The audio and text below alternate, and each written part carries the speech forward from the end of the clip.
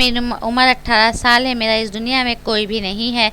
मैं एक बंगले की मुलाजिम हूँ। बंगला गांव के नवाब साहब का है, जो बचपन में ही मेरे वालिदैन गुजर गए थे। तब मुझे चौधरी साहब अपने घर ले आए और तब से मैं उनके घर पर रहती हूँ और सफाई सुथराई का से लेकर घर के तकरीबन सारे काम मैं ही करती हूँ। घर में और भी बहुत मुलाजिम हैं, लेकिन मैं सबसे पुरानी हूँ कि मैं वही जवान हुई और वहीं मैंने अपना बचपन गुजारा। चौधरी साहब की बीवी के जिसका नाम रोशना बेगम है और उनके 2 लड़के हैं। एक बेटा गांव में चौधरी साहब के साथ खेती बाड़ी में मदद करता है और दूसरा शहर में पढ़ता है। वो 5 साल की उम्र में ही शहर चला गया था। वो शहर में अपने मामू के पास रहता है। नवाब साहब का नाम हमजा है। उनकी बेटी की बहुत तलब थी, मगर उनकी औलाद में कोई बेटी न थी। मसला बेगम रोशना में था। उन्होंने कई बड़े हकीमों और डॉक्टरों से इलाज करवाया, लेकिन इसका कोई फ़ायदा ना हुआ और अभी भी वो लाहौर के एक मशहूर डॉक्टर से अपना इलाज करवा रही थी। बेगम रोशना अक्सर मुझसे दिल की बातें कर लेती थी और अपना दर्द बताती कि मैं दुआ करती हूँ कि मुझे भी बेटी नसीब हो। उनको अक्सर मैं समझाती हूँ कि आप बेफिक्र रहें, ये सब तो ऊपर वाले के हाथ में है। तो रोते हुए मुझे कहती, कमी मुझ में ही है। मैंने कहा, टेंशन नहीं लेना नवाब साहब, आपका लाहौर से सबसे बड़े डॉक्टर से इलाज करवा रहे हैं, ज़रूर कुछ ना कुछ होगा। एक रोज़ नवाब साहब से कुछ लोग मिलने के लिए आया और मैं उनके लिए चाय बना रही थी। जब मैंने चाय लेकर बैठक में पहुंची तो अचानक मुझसे चाय उनके मेहमान पर गिर गई। मैंने जल्दी से कप उठाया, वापस आ गई। उससे पहले भी 2-4 मरतबा मुझसे चाय लाते हुए टिरे गिर गई थी। तब भी मुझे नवाब साहब ने खूब डांटा और गुस्से के अंदाज में बोला था कि अगर अब से ऐसा हुआ तो मैं तुम्हें निकाल दूंगा। तुमने मेरी नरमी का नाजायज़ फ़ायदा उठाया हुआ है। तुम्हें किसी काम की समझ ही नहीं आती। तुम्हारा दिमाग पता नहीं कहाँ होता है। बेवकूफ़ लड़की, और आज फिर वही हो गया जिसका मुझे डर था। शाम तक तो कुछ नहीं हुआ। इनके दोस्त शाम को चले गए थे।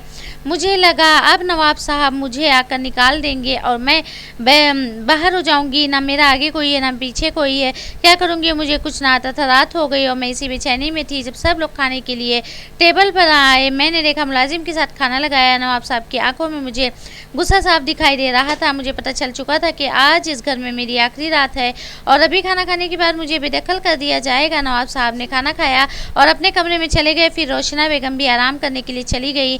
मुझे बहुत डर लग रहा था। मैंने सोचा क्यों ना उनसे जाकर माफ़ी मांग लूँ और उनसे एक मौका और मांग लूँ। मेरी दोस्त रुखसाना, वो भी वहाँ खाना बनाती थी। मैंने उसको बताया। उसने भी मुझे यही मशवरा दिया कि बेहतर ये है कि तुम जाकर माफ़ी मांग लो। ये बड़े लोग अपनी अना में आकर हम जैसे लोगों को कहीं का नहीं छोड़ते। हो सकता है नवाब साहब भी ये चाहते हों कि तुम उनसे जाकर माफ़ी मांग लो, उससे पहले कि वो तुम्हें अपना गुस्सा दिखाएं। मैं अभी इसकी बात से सहम गई थी।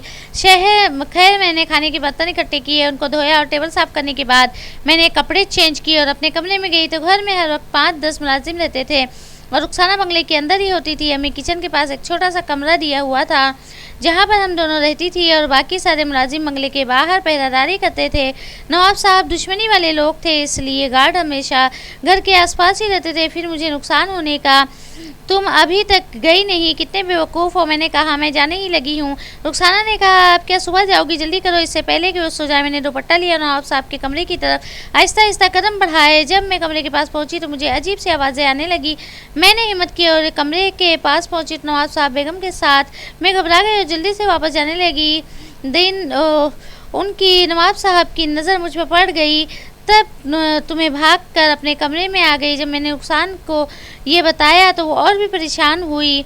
पहले तो तुमसे गलती हुई, ऊपर से ये सब तुम पक्का इस घर से निकलोगी। मेरी आंखों में आंसू आ गए। मैं शदीद अफसोस में थी और खुद को कोस रही थी कि मुझे नहीं जाना चाहिए था। रात के 1 बजे कमरे पर दस्तक हुई। मुझे पता चला कि नवाब साहब आए हैं और मुझे देख कर डर के मारे घर से निकाल देंगे। और जब दरवाज़ा खोला नवाब साहब ही थे। मुझे यकीन नहीं था कि वही होंगे। रुखसाना हुई थी। नुकसान को भी सब कुछ पता ही नहीं था। उन्होंने रुखसाना को उठाया, बैठक में जाने का इशारा किया।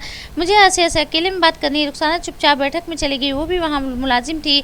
वो मेरे हक़ में खड़ी होती तो उसे भी निकाल देते। इसकी तो अभी नई नई शादी हुई थी और उसका शौहर अभी बेरोज़गार था। वो मेरे लिए किस तरह बोल सकती थी? मैंने उसे किस्मत का लिखा माना, लेकिन मैंने फिर भी आखिरी दफ़ा नवाब साहब मुझे माफ़ कर दे, मेरा ऐसा कोई इरादा नहीं था। मुझसे गलती से चाय गिर गई थी और ऊपर से मैंने एक और गलती कर दी। मुझे नहीं पता कि मेरे साथ क्या होगा, लेकिन अगर आप चाहते हैं मैं यहाँ से चली जाऊँ तो मैं खुशी खुशी आपका फ़ैसला मंजूर है। नवाब साहब मुस्कुराए और करने लगे, इस गलती की माफ़ी तो मैं तुम्हें दे देता, लेकिन अभी जो तुमने देख लिया है उसके लिए तो तुम्हें माफ़ी नहीं मिल सकती। इसलिए तुम ऐसा करो कि तुम मेरी मदद करो। मैं समझ नहीं सकी कि नवाब साहब मुझसे कौन सी मदद मांग रहे हैं। मैंने कहा, नवाब साहब आप क्या बोल रहे हैं? तो उन्होंने मुझे कहा, मुझे हमज़ा बोलो। मैं ये नवाब साहब सुन के थक चुका हूँ, मुझे मेरे नाम से पुकारो। मैंने कहा, मुझे आपकी बात बिल्कुल भी समझ नहीं आ रही। आपको मुझसे कैसी मदद चाहिए? मैं तो एक गरीब लड़की हूँ जिसका कोई भी नहीं है। मैं आपकी बराबरी कैसे कर सकती हूँ? ये मेरे पास कोई दौलत होती तो फिर आपकी मदद को ज़रूर करती और आपको किसी चीज़ की कमी नहीं है। फिर भी आपको मेरी मदद चाहिए, मुझे ऐसी लड़की की मुझे समझ नहीं आती।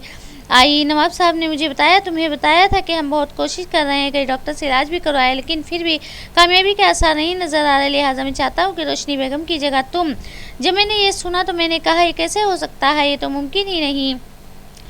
लेकिन फिर उन्होंने मुझे घर से निकालने की धमकी दी। मेरे ऊपर उनके बहुत एहसान थे, उन्होंने मुझे पाला था और मैं नहीं चाहती थी कि मैं कभी उनके हुक्म को इनकार करूं। लेकिन आज जो वो मुझसे मांग रहे थे वो मैं कैसे दे सकती थी? कहानी में आगे जाने के लिए चैनल को सब्सक्राइब करें और कमेंट सेक्शन में पार्ट 2 लिख दें।